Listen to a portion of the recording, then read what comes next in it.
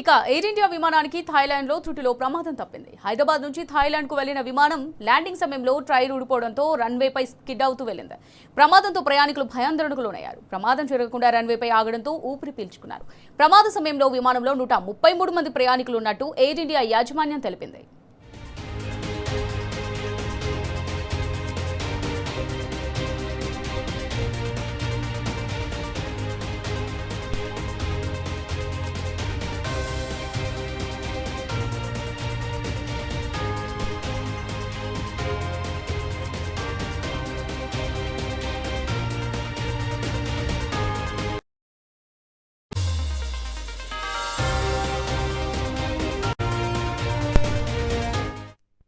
Right, ఇక air India విమానానికి Thailand లో త్రుటిలో ప్రమాదం తప్పింది.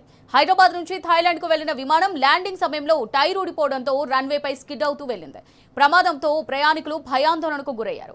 ప్రమాదం జరగకుండా రన్వేపై ఆగడంతో ఊపిరి పీల్చుకున్నారు. ప్రమాద సమయంలో విమానంలో 133 మంది ప్రయాణికులు ఉన్నట్టు ఎయిర్ ఇండియా యాజమాన్యం తెలిపింది.